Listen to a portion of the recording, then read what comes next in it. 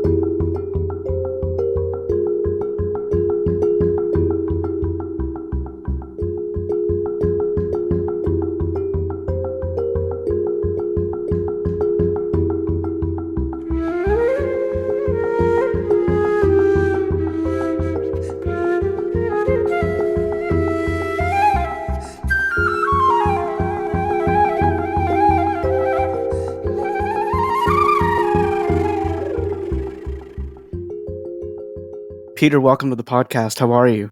Doing fine. Thanks so much for having me. Been a fan of the ensemble for a long time and glad we have a chance to connect and talk right now. As we're recording this, you just came back from Paris? Yeah. We had a couple shows in Paris last weekend. It was great. We were performing a program that we've done now a number of times. It's music by Philip Glass from his August Amazonia suite.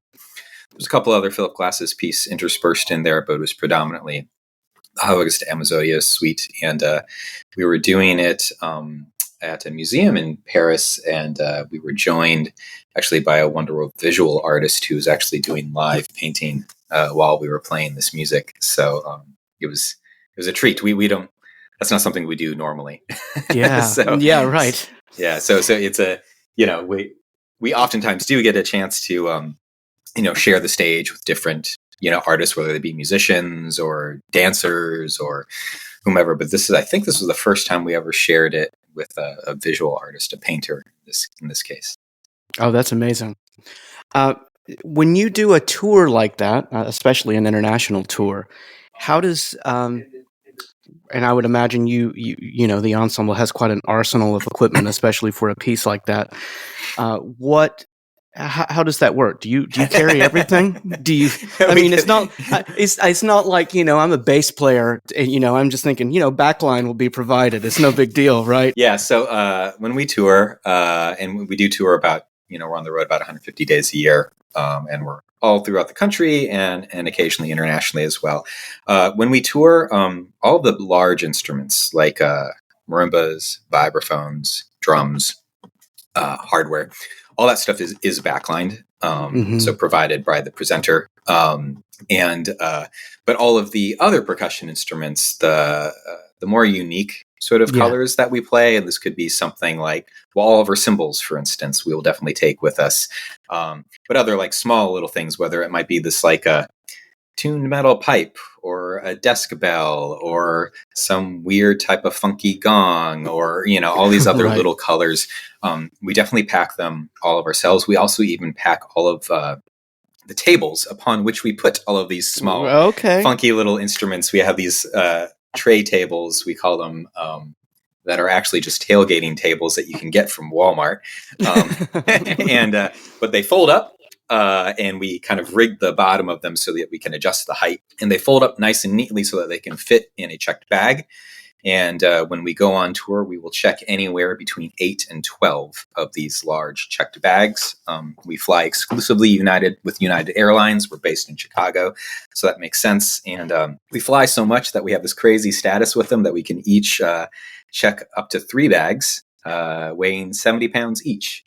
Really? And sometimes we do that. Sometimes we have 12 bags between the 4 of us checked with all overweight, weighing up to 70 pounds. That's more of an outlier. When we were in Paris, we were traveling, I think, with 6 checked bags. Wow. A little bit more manageable. But yeah, it's it's part of the job, part of the deal with being a percussion ensemble is that we do have a lot of gear. Our footprint is always a conversation, that we have when we're putting together a new program, because we are always thinking about how are we going to be able to tour, with this. Sure. So definitely with like the larger instruments that we backline, we've constantly, just trying to be mindful, about that. So like when we're working with the new music creator, for instance, we're talking about instrumentation, we will be addressing that right at the very beginning about like, the sound world that they're thinking of, what type of instruments, and we start kind of setting some sort of like hard, making some tough decisions at the very beginning where it's like, okay, some parameters. You want marimba in there? That's great. It's going to be 1 5-octave marimba. You want vibraphone? That's great. It's going to be 1 vibraphone. It's like, you want glockenspiel? That's great. It's going to be 1 glockenspiel. Every piece is different. Every program is different, but those are things that we think about from the very beginning, because if we can't tour with it, then that doesn't really fit the model of what our ensemble is, which is a touring ensemble. So it needs to be manageable. Does the ensemble have a writer, like, let's say a touring jazz group or whatever, that you have specific models of instruments that you like to have? For sure. Yeah. And, we specify certain models. Obviously we have, we have sponsorships with a couple sort of industry companies like Pearl Adams, Vic Firth and Zildjian, all those things we actually bring with us, our cymbals and our sticks and mallets, of course, and drum heads too. We have a sponsorship with Remo, and so we do try to specify specific types, sort of makes and models. That being said, we are oftentimes have to play with what is provided, Sure. So usually we're able to get a nice Adams 5-octave marimba, but sometimes we aren't so fortunate, and we will play whatever is provided, because that's what you got to do, and the same thing, with like drum heads and stuff, we always try to specify, we want double-headed toms, and we want coated heads, and we want blah, blah, blah. And, when you show up there, and if they're not exactly what you asked for, you make do with what you have. Yeah, the show must go on. Yeah. And, we're percussionists, so we're used to being sort of flexible. We're used to being able to sort of like modify things there are limitations to what we can do. It's like if you don't have a 5-octave marimba for us, and it's just a 4 1/3 marimba, or it's just a xylophone, that will not work. Right.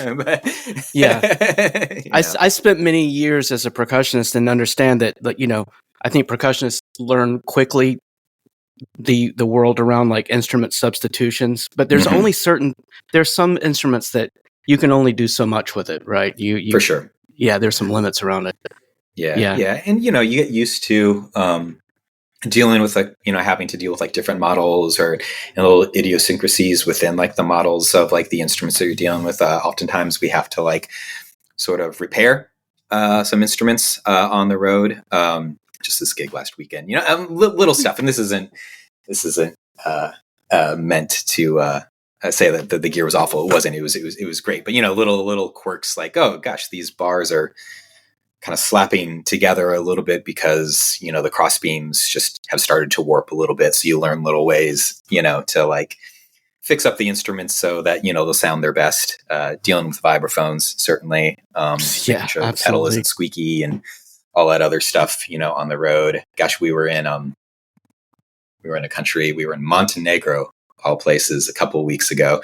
And the instruments that were backlined, it showed up and they pulled the vibraphone out of the flight case that it came shipped in. And the string was busted on the vibraphone, No. So you're like, well, show's tonight. So, you just figure out how to tie up the string in a way that it won't affect the sound of the instrument, and wipe your hands and the show goes on, The show goes on. Yeah. Wow. There's so much that happens behind the scenes that any listener, that anyone that attends a concert may not even consider these things, right? They just come and they hear this amazing music by this amazing ensemble, and they don't think about the work and possible anxiety that goes on behind the scenes to make all this happen. And again, it's I think it was harder when we were first getting started to deal with some of these things that were constantly changing. Sure. Oh, well, I'm used to playing on this type of marimba at this height and blah blah blah. It needs to sound this way, and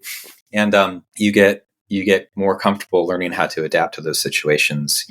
The more that you do that stuff. Yeah, that's just absolutely. it's one of the things. The only way to really practice performing is to perform, and the only way to practice touring is to tour. And you get better at things and get better at being able to adjust, as you go on. And there's certain things that we do whenever we get there. I know that I'm sound is really important to me, and the quality of the sound and the consistency of sound. So it might even be just the tone of the drums that we're using. We have a series of toms, that we requested in our backline. And so I always spend time tuning drums, wherever we get there, and then not only tuning them, but then okay, well, this is maybe a little bit too twangy, maybe a little bit too resonant. So, we're always traveling with our own gaff tape and stuff. And so I'm rigging up certain things to kind of mute out some the overtones that I don't want to, hear on the sound. And you just figure out these different ways to try to get the sound as close to what your ideal is, when you show up at the venue. And sometimes it can be a long day. Sometimes it's really easy. So yeah, because there's so many factors at play, right? You're playing in a hall. You may be playing in a hall you'd never played in, and you're playing on instruments you'd never played in. Yeah. So you're trying to recreate the sound of the ensemble, I would imagine, with all of these different variables. Yeah. And some other things that we do that, other classical groups might not do. We definitely amplify virtually every show that we play. And that amplification, honestly, oftentimes isn't necessarily to make the sound louder, but it's sort of to balance the instruments to the hall itself, if that makes sense. It's just to make sure that you're getting a really consistent sound, that the instruments themselves are balancing. Sometimes you're in a really reverberant hall. Sometimes you're in a very dry hall, and you want it to always sound beautiful and lush, no matter, and clear, no matter where you are. So we've found that, amplification is a way to make that happen, or make that a little bit easier. Yeah. So how and where did your percussion journey begin? Where did you grow up, and when did you start playing? Yeah, I grew up a little bit of everywhere. I say that just because I grew up in a military family, so I bounced around from place to place every couple of years. And I did start playing piano at a very early age. I was privileged that I grew up in a household that had a piano there, and my mother was, grew up playing piano as an amateur. I didn't have any. None of my family members were professional musicians or anything, but I did have that sort of other hobbyist musicians, I guess, in my family. So grew up with a piano in the household, and I guess early on, I was showing an interest with the instruments. So I did start taking piano lessons at the age of 4, and continued on with lessons all throughout my childhood. When I hit my teenage years, I started to tinker around with a couple other instruments. I played alto saxophone in my middle school band. Right around age 13, I decided that, I hit my rock and roll rebellious years, and I really wanted to play the drums. So it happens. So I picked up the drums, and a week later I was in a band, and one thing led to the next. And so I started playing drums focusing on drum set, and playing popular music when I was a teenager. And then after a while, I did start taking lessons specifically on drum set in the same way that I was taking lessons on piano. And a teacher that I had, and this was towards the end of my high school career, and I was in Hawaii at the time, of all places. And the teacher that I had, I was studying drum set and learning and studying specifically a lot of like jazz music with them. And they were an amazing drum set player, but they were actually also a great vibraphone player. And in their studio, they had a vibraphone and marimba, and I had never seen those instruments before. They were outside of my view. When I was before that, I had lived overseas and was going to a small Department of Defense school that didn't have like a music program or have that type of access to those type of instruments and those type of musical experiences. So yeah, I was studying drum set with this guy, Doug Johnson, in Hawaii, and there were times where he would start comping along with me on the vibraphone. And I was just like, wow, that's really amazing. What is that instrument? And one thing led to another, and I started studying, vibraphone and marimba with him, and kind of exclusively like from like a jazz perspective. I'm not a good jazz vibraphonist at all. Never have been, but that was my sort of entryway, into it. And then that same person, also knew that I had a really strong classical piano music background. That was how I was raised. And he started introducing me to some other like classical marimbas. Like I remember very vividly him giving me this recording of Lee Howard Stevens playing Bach on the marimba. And I just remember like listening to like the B flat Prelude and Fugue, which I had remembered doing, on piano and stuff. And I was like, wow, that sounds amazing on marimba. I want to learn how to do that. And so at that point in my life, I was really discovering some of these new percussion instruments. I knew that I wanted to make music my career. I didn't really know what that was going to be. And I thought that the next step might be, going to college to study music, and which was great. And so I did.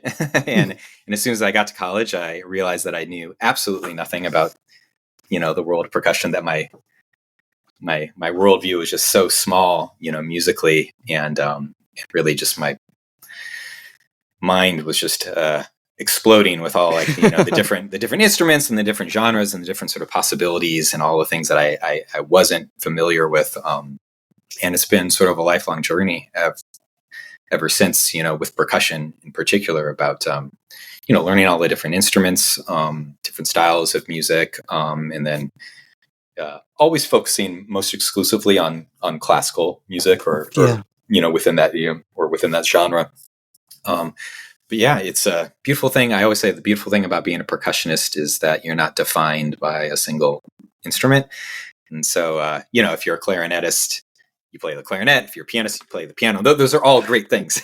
When you're a percussionist, you play thousands upon thousands of instruments. Absolutely. Some of which are codified, some of which aren't codified, and some of which one wouldn't even think about to be a percussion instrument. For many years of my touring life with Third Coast Percussion, every concert I was playing a conch shell, which people don't often think of as a percussion instrument, but I guess as a percussionist, whatever somebody asks you to play, that is your instrument. Yeah. And so it's exciting. I think that's one of the things that both myself as well as all of the other members of Third Coast Percussion, that's what really keeps us invigorated with playing music and playing together and being a percussionist, is that there's always something new, to learn, and we're always doing something different.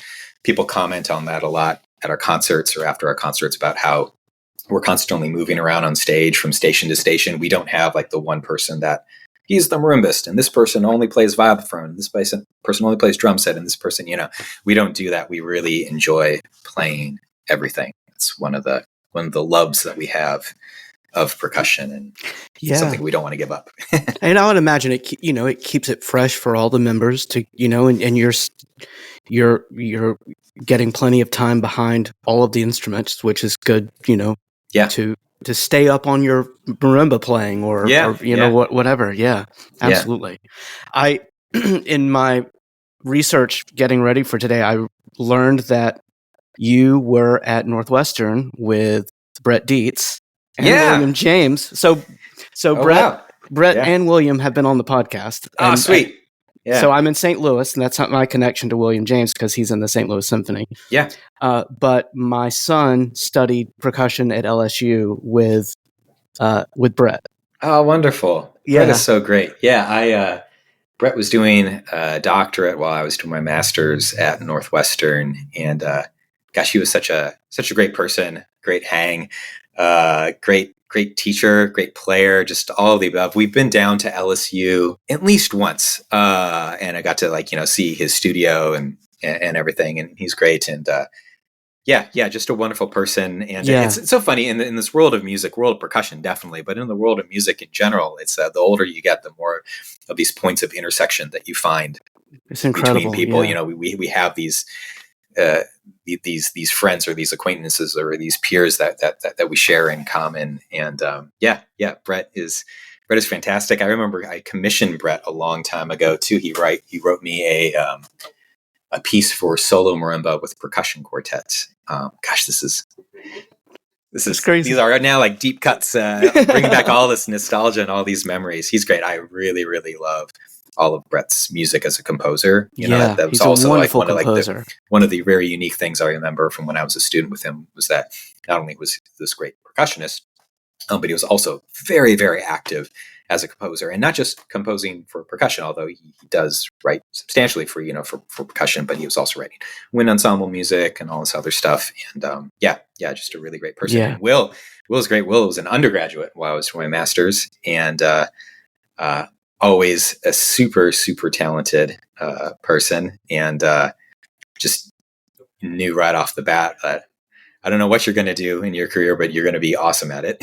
Yeah, that's because it. He's so talented. And I think one of the great things about Northwestern, and maybe one of the reasons that we all gravitated towards it, one, we had a really strong mentor there, Michael Burritt, who's now teaching at Eastman. But while we were there, he was the teacher. And, we got a lot of experience, doing ensemble playing, like in orchestral percussion. And that was great. But he also really focused on solo and chamber music for percussion. That was like one of the ways he engaged pedagogically, engaged percussion. And obviously Michael Burritt is also a very, very well-known percussion soloist, particularly marimba soloist. So absolutely. That was so I felt like at percussion we were just getting a really well-rounded sort of education. And it's interesting to see where some of those people that I went to school with ended up, like Will James. He was at St. Louis Symphony. Mm-hmm. Yeah. Not a bad gig. And other people like Jake Nisley, who's principal with San Francisco Symphony Orchestra, I mean, I can go down the list. I mean, there's people in military bands, there's people in orchestras, there's people with really great teaching careers. There's myself and my bandmates who are playing in a percussion ensemble, it's just really awesome. Yeah, just the lineage of that studio at Northwestern, it's quite incredible to see how many incredible players have come through there. It's amazing. Yeah, I feel really fortunate and privileged that I ended up there when I did.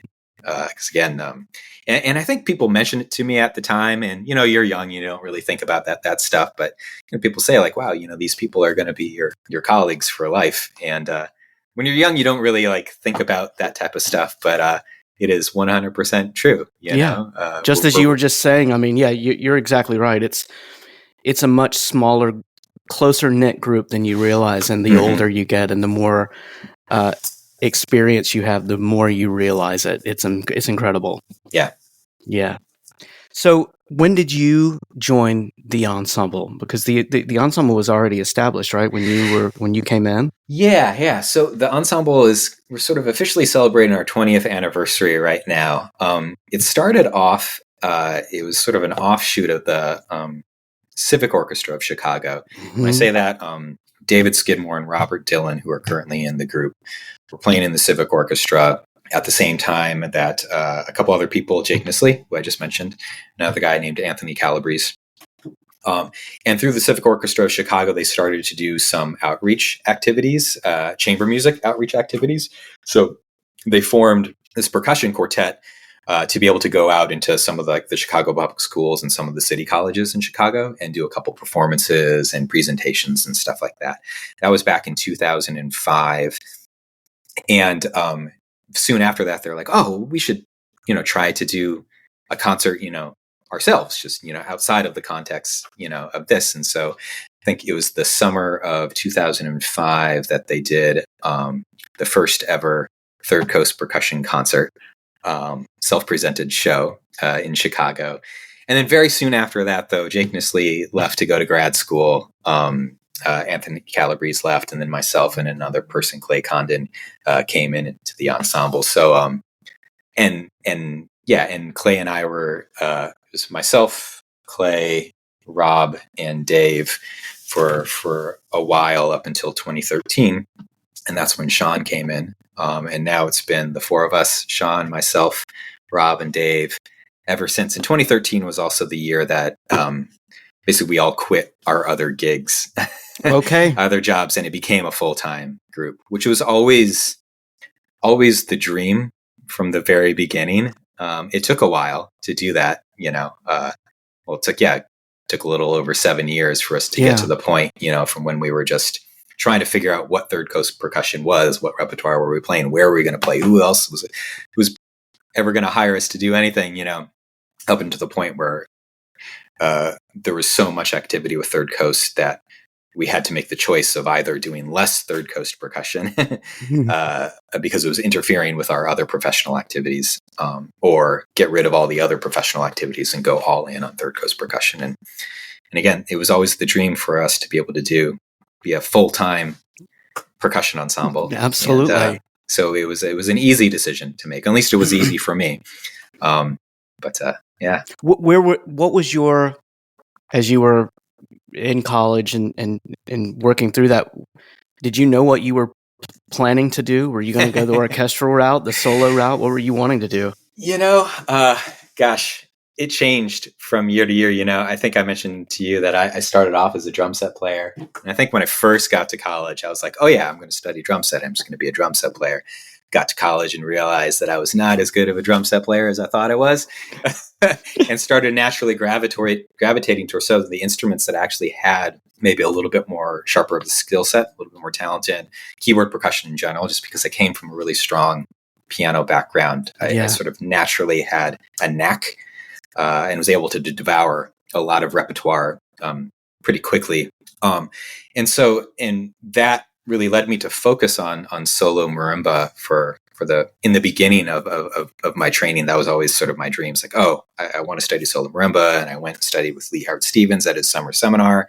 I met Shi Wu there and instantly transferred to go study with her, full time at Rutgers University at the time. And that was kind of my track. And when I came to Northwestern, I was also coming to study with Michael Burritt, who is also, world-renowned marimba soloist. So solo percussion, particularly solo marimba, was a main focus of mine for a while. And I moonlighted with the idea of being a marimba soloist for a little bit. And that was great. But I also have always really enjoyed chamber music, like small ensemble, unconducted small ensemble, and doing mixed ensemble stuff too, not just exclusively percussion, but mixed instrumentation, small ensemble, contemporary music.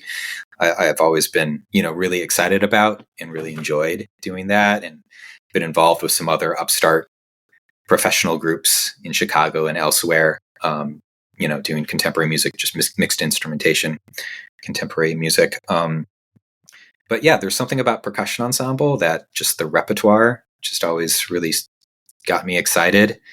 At Northwestern, again, it was a really big part of our training with Michael Burritt, and playing the repertoire was really awesome. I really enjoyed playing with Rob and Dave and Sean, play. And that was always just, once there weren't really any models when we first started. I mean, So Percussion was about 5 years old at the time when we first started. So they were definitely like an organization that we were looking to as a model. Nexus had obviously already been around, for a while, based in Canada. And then there's some European models that are a little bit different and usually a little bit larger in size, sextets. But there weren't really any professional models to go to use, so, Yeah. but we were looking at other, chamber music ensembles, like looking at other string quartets that are focused on contemporary music, Right. or we were looking at other just contemporary ensembles in general. There's a group, Eighth Blackbird, that still is based in Chicago.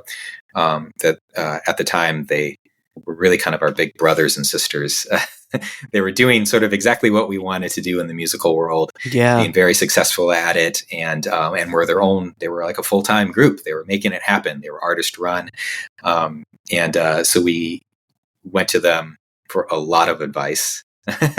And they were super awesome to be able to, help us out with a lot of that advice, and figuring out how to make it work, beyond just the artistry and beyond, playing the music and everything. There's a whole back end of stuff that nobody really sees, of like running a small arts organization that has been part of the job, ever since day one. And, I was going to ask you about that, because I noticed that, looking at the website, not only are you all members of the ensemble, but you carry, leadership and administrative roles as well, which is, maybe not the thing you thought about when you were in music school, right? No. It's required, like you said, to keep the organization moving forward, right? To do what we do, it is required. Yeah. I mean, from day one, we were an artist-run organization, and by that I mean, like, not only are we, playing the instruments, playing the concerts and whatnot, but everything that goes on to keep the organization running. Whether it's like, booking the gigs, whether it's like taking care of the contracts, whether it's like, gosh, like one of the first gigs we did, the venue like asked us if we had like that they needed a certificate of insurance from our liability insurance. And we're like, what are you talking about? There's all these things that have to happen to make a professional ensemble run. Other ensembles will have other staff that just manage all of that. And that's totally cool. We didn't have, that wasn't an option, and still honestly isn't entirely an option right now to have that exclusively managed. We still, while we're privileged now to have staff that helps us manage, a lot of that stuff, we're still actively, involved in all of it. Myself, I'm the finance director. I became finance director only because I was the person that set up the first bank account for Third Coast Percussion. That was the extent of my training. Since then, of course, I've gotten a lot more training and developed a skill set for it. I still am the person that does all the bookkeeping, for the organization. I'm still the person that puts all the budgets together, walk us through our annual audits. I was just doing that right before I logged on with you. Really? There's these things. I don't want to monopolize our conversation talking about all of this administrative stuff, because it is less exciting than the art that we create. Yeah. But what I would say is that, and what I try to express to anybody who's asking about it, and particularly young people who are starting their own ensembles and asking for advice in particular, or asking about how do you run the organization? What I like to say is that our ability to do those other jobs and take them seriously and do them at a very, very high level, at the same level of care that we put into the artistry. So our ability to do those jobs means that we get to play exactly the music that we want to play. It means that we get to do exactly the art create exactly the art that we want to create. When you look at other professional performing organizations, I'll take a symphony orchestra as an example. And I don't mean to disparage a symphony orchestra at all, because they're amazing. But if you are fortunate and privileged enough to have a full-time job as a performer in an orchestra, you are likely not going to have to do bookkeeping for the orchestra. You are likely not going to have to be writing grants for that orchestra. You are likely not have to be, doing all the other administrative stuff. And that's totally cool. Trade-off is you might also not be getting to choose exactly what the repertoire is that orchestra is playing. Right. And again, I say that not to disparage an orchestra, or not to disparage like how amazing that job is. But for us, what excited us about Percussion Ensemble and excited us about, playing this music and making this ensemble is like being able to create something from ground up, being able to control all aspects of the artistry. And by doing some of those other jobs that need to be done, it gives you a lot of additional freedom, I would imagine. It gives us a lot of freedom. Yeah. And, since then, we've been able to hire people to help us out. Right. So it is not just the four of us. It was for a long time. Even the first year or two when we were a full-time ensemble, it was still just the four of us doing absolutely everything. We started hiring on some part-time staff. That part-time staff quickly became full-time staff. And the organization kind of continues to grow as our capacity grows. But I do say that TCP nowadays, it's a team effort. It's not just the four performers, but it's everybody else that helps us out. Wow. Yeah, it's amazing to think about what all is required to just keep that organization running. I mean, there are a lot of, just like we were talking about with instrument care and showing up not knowing. I mean, there are so many things behind the scenes that could possibly restrict your ability to get into the place you need to be to feel creative and artistic in the moment. Yeah. And I imagine that you've probably developed the ability to compartmentalize that at the moment that you need to, and say, no, this is the time we're going to rehearse, or we're going to work on this, and we're not going to bother with that stuff for a little bit. Yeah. And we, ever since we've been a full-time ensemble, we also do things that operate a little bit differently than I think most of our peer organizations.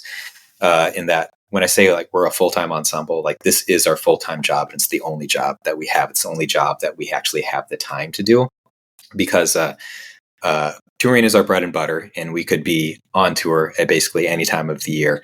But when we're not on tour in Chicago, we keep regular business hours, and we work 9 to 5, Monday through Friday. There is no regular week, but if the week was regular and we weren't doing anything else but just working and rehearsing, we would be doing that 9 to 5, with each other. And that allows us to not only do all the rehearsals that are necessary, for all the programming that we're doing, but it also allows us the time to take care of some of the other administrative responsibilities and be, liaising with the rest of our staff and everything else.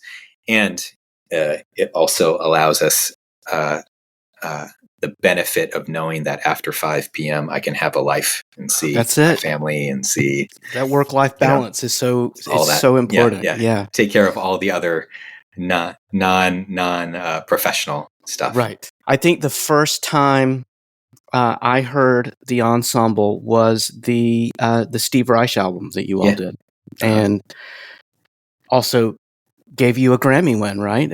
I think you won a Grammy for that album? It did, yeah. It was very, Man, very what was exciting. that experience like? It was fantastic. It was it was funny because it was always in my family. It was always kind of a joke many years before that I was going to win a Grammy in percussion ensemble. Not a joke, but it was just something that I think we would just use as this completely unattainable thing. And then to get nominated was wait a second, this could happen. Right. And then actually win was just one of those kind of crazy once in a lifetime experiences. Not necessarily one, hopefully more than once in a lifetime, but it was one of those achievements that really just really, really meaningful on so many levels for me, for us, as an ensemble, for us personally as musicians, for our just art form as playing percussion ensemble, just being able to see the repertoire and our album and percussion ensemble being able to be recognized, in that way amongst our peers in the Recording Academy was really fantastic. So yeah, a really amazing experience. We got to perform at the Grammys too that year, which was crazy. An awesome performing experience. I tell people it was kind of I don't ride motorcycles, but if I did, I imagine that would be the equivalent of riding 100 miles an hour down a highway, just crazy adrenaline. It was a short, snippet that we were able to play. We had a very specific amount of time that we were allowed to play. And everything was it was live telecast. So everything was scripted in terms of what the announcer was going to say right before us, and how we were going to jump right into the piece. And so it was just it all happened so quickly. And it was such a big adrenaline rush. It was a very fun performance.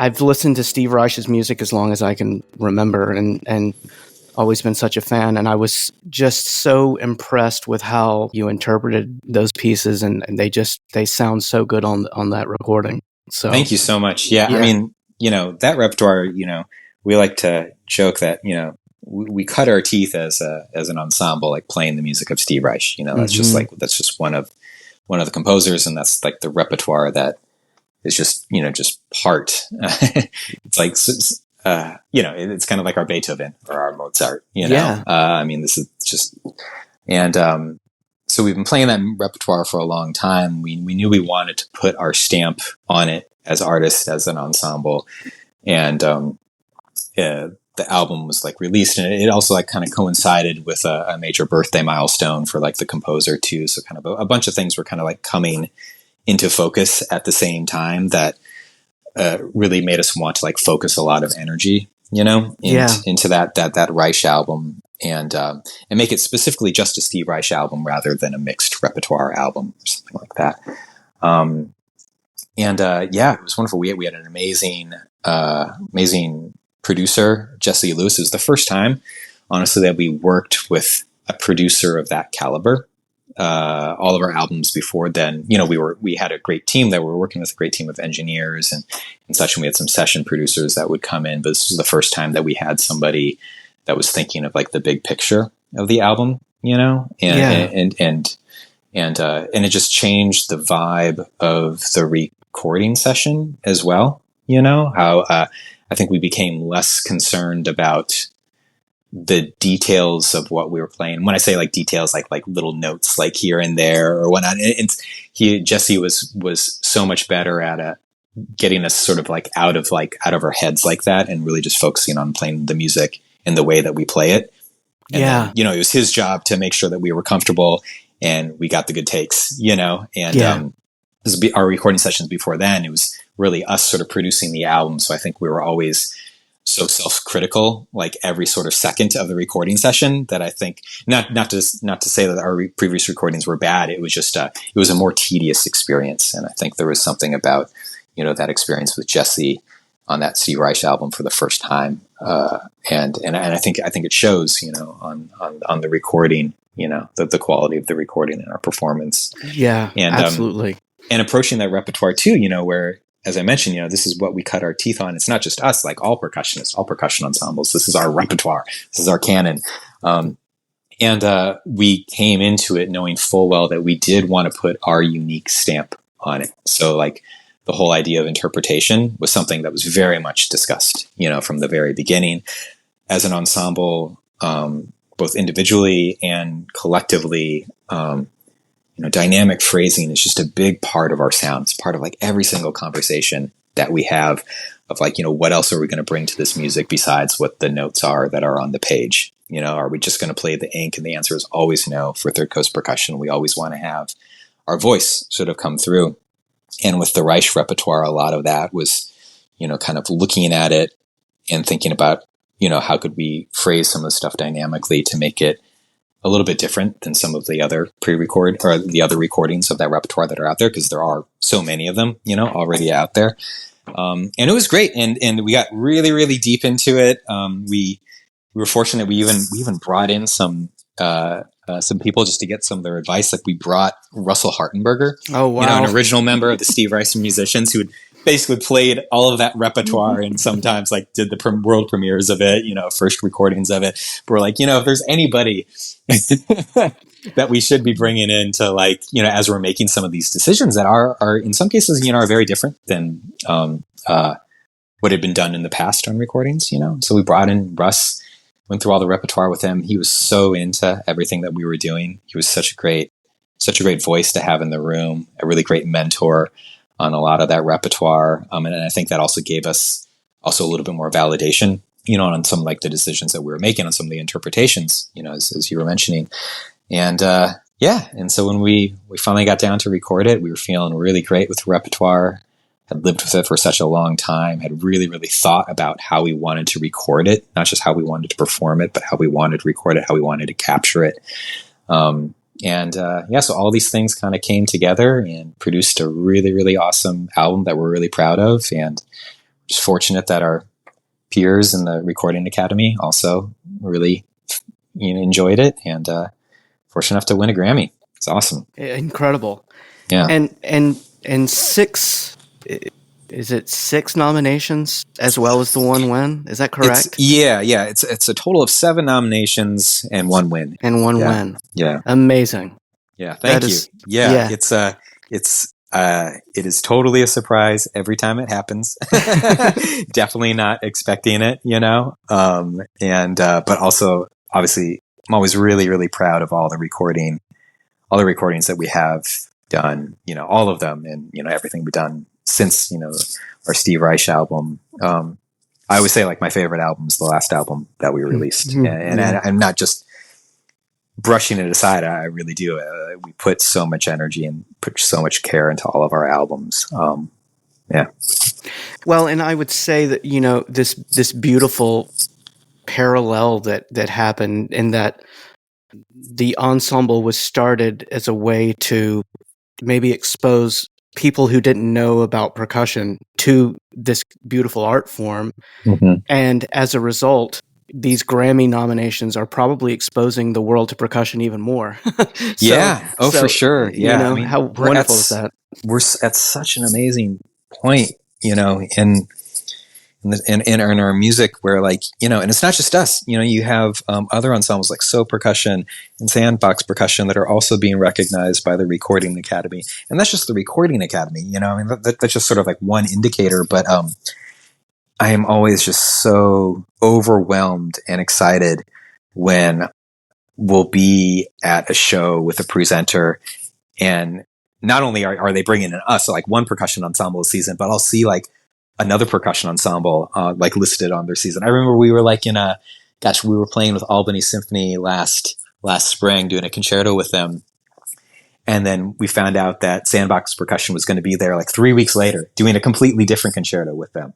I mean, that's amazing. It's amazing. Like an orchestra doing 2 percussion ensemble concertos in a single season, let alone like in the same month. I mean, like, that's like unheard of, What but, it's not unheard of because it's happening right now, and that gets me so excited that the rest of the musical world, the rest of the classical world, is really recognizing, percussion ensemble.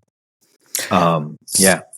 Well, and your ensemble is in addition to the ones you spoke of, So and Sandbox, pushing this art form forward, still honoring the rep that came, that the third construction and the all the music of Steve Reich, but still always moving it in a forward direction too, by commissioning new pieces and always trying to push the art form forward. I think it's what an amazing time to be a percussionist.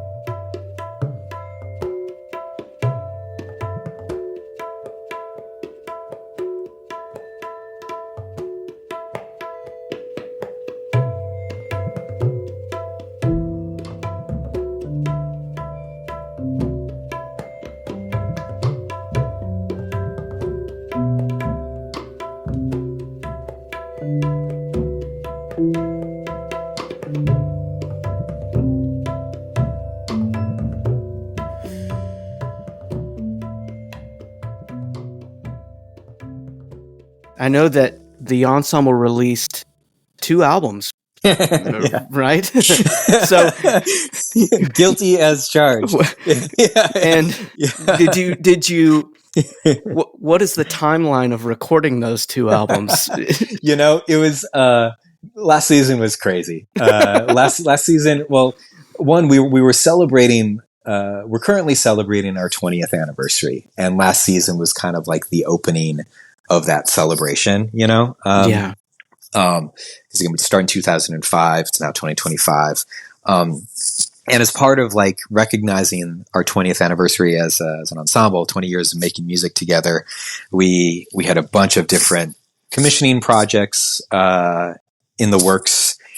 Music by really amazing music creators that we've been wanting to work with like our entire lives, like Zakir Hussain, was one of them.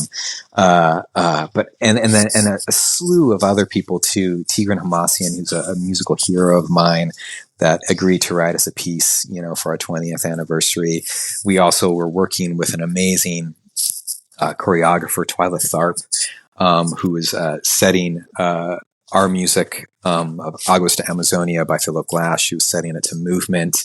And so there was all these commissions and there was all these various performance programs that were all going to kind of happen together, among during our 24-25 concert season, which was last season.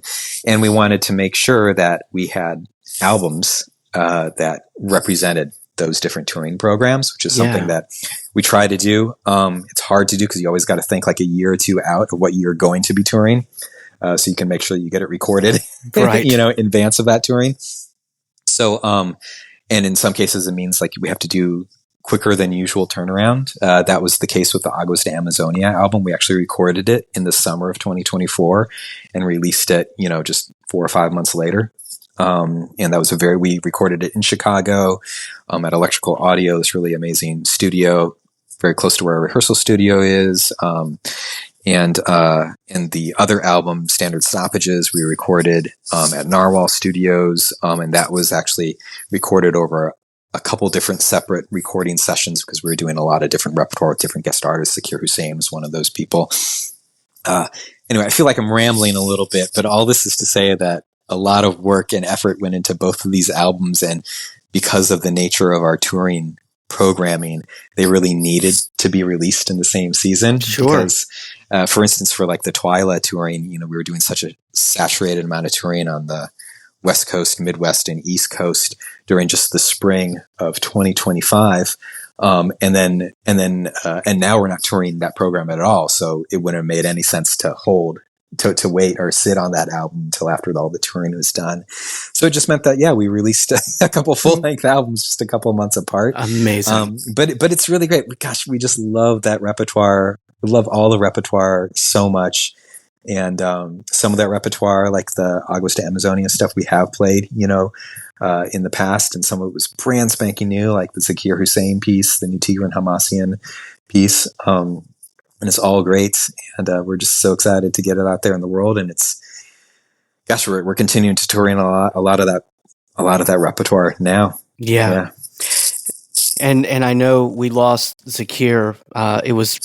Was it after, between the recording and the release? Is that right? Yeah, it was in December, I want to say, of 2024. We had done all the recording sessions with him. He had come out throughout that previous season to our studio a couple times, just kind of rehearse with us and kind of workshop the piece that he was creating for us and whatnot.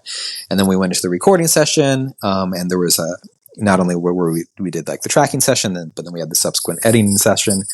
And then we knew we had gotten wind, that he was having some health complications. We didn't know too much detail about that, but I remember very vividly, us editing and working on the piece, Murmurs in Time, the piece that he created for us. And, he couldn't be there for an editing session. And we didn't really think anything of it. Zakir was such a amazing, youthful spirit. Totally unexpected when we found out, that he had passed. And gosh, I am happy and will feel forever grateful and privileged that we had the opportunity to work with him before he passed. Because again, like, what an amazing musical hero, not just for percussionists, but just for like the world. Yeah, absolutely. Such an amazing musician, such an amazing person. I learned so much from being in his presence.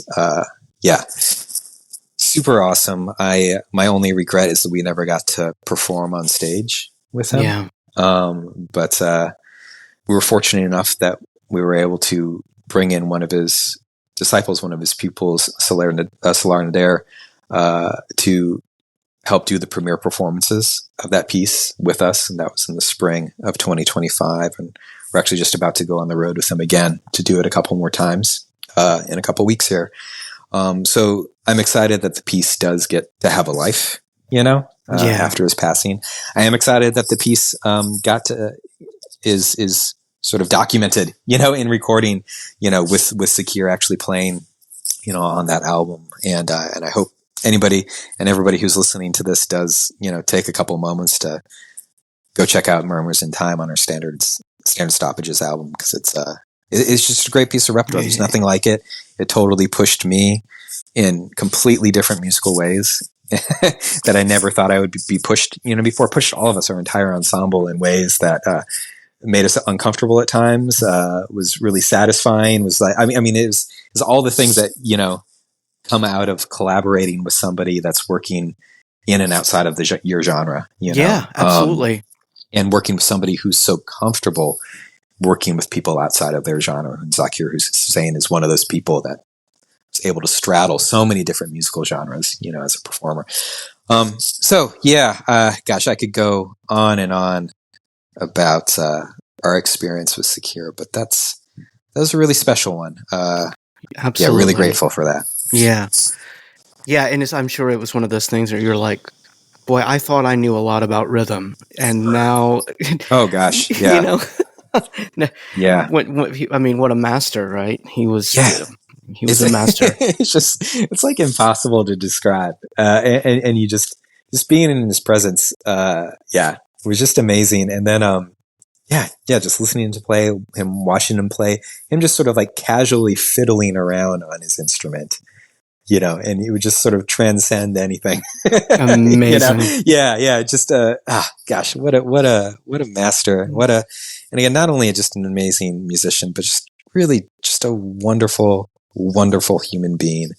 He was the type of person that, and there was just always, wherever he was, there was always people around, wanting to meet him, wanting to say hello, wanting to introduce themselves to him, because he was that big of a figure for people who were not only fans of Hindustani music, but fans of Zakir Hussain and all the other artists that he's worked with. And he was always just like the most humble, down to earth, gracious person. Anybody that came up to him just wanting to introduce themselves, he always like gave them time, and actually engaged in a conversation with them. He was just like this. It's one of those like outstanding human beings. Yeah. that we should all aspire to, not just on the musical level, but just, seriously, on just like the purely human level, somebody to aspire to. Yeah. Well, and I think because, music and art and, it's a shared experience in every way. And it's beautiful to hear that he was sharing his art, but also just sharing himself with the people that looked up to him. That's beautiful. Before we go, I'd love to ask what is on, I know you have some touring coming up, but what's on the horizon for the ensemble? What are you seeing off in the distance that you're going to be working on next? Yeah. It's definitely, right now, it's a lot of touring that's going on. We're continuing to tour a lot of that repertoire off the Standard Stoppages album. So pieces like the Tigran Hamasyan Sonata for Percussion, Murmurs in Time by Zakir Hussain, as well as new repertoire by Jesse Montgomery, new repertoire by Jalen. Those are all things that we're continuing to perform and continuing to kind of be in our wheelhouse. We have a bunch of other programs that we're continuing to tour as well. Like we have concertos that we're touring, one of them by Clarice Assad, called Play, that we're continuing to tour this season, that really excited about. We're doing concerto by Viet Quang that I've never performed before, but it's not not a premiere for us. This is a piece that exists, that piece for Sandbox Percussion that we have the opportunity to play it in our hometown in Chicago coming up here in a couple weeks that I'm really excited about. Oh, that's cool. Getting kind of like the nervous first performance, anxiety on it. It's always great that energy that goes into playing a piece for the first time, in public. So yeah, gosh, it's a big mixed bag of stuff that we're touring this fall, doing a lot of international touring, which is really, really great. We have a couple new commissions and projects that are being put together that are going to be premiering this fall. Some new performance project with Jay Lynn, which we're really excited about. She's a music creator that we've worked with a lot. We've never worked with her in the capacity of sharing the stage with her as a performer, and that's what this next project is going to be all about, which is really, really exciting. Very excited about that. A bunch of other new commissions that I'm not sure if I'm allowed to say yet if they've been officially announced or not. So okay. I will keep my lips sealed. But everybody should be on the lookout for more new repertoire coming out. Yeah, we there isn't a month that goes by that we aren't doing something new with Third Coast Percussion. So. That's amazing. And that will just build the anticipation for everyone to know that there are new things on the horizon, which is incredible.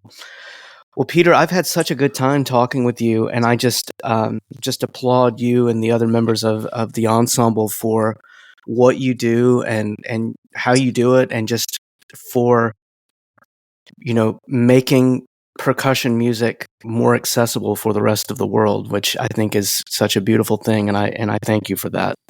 Thank you for this opportunity to chat with you. I really do appreciate it. Yeah, I'm sure I rambled a lot, but hopefully whoever is listening will get some good solid info.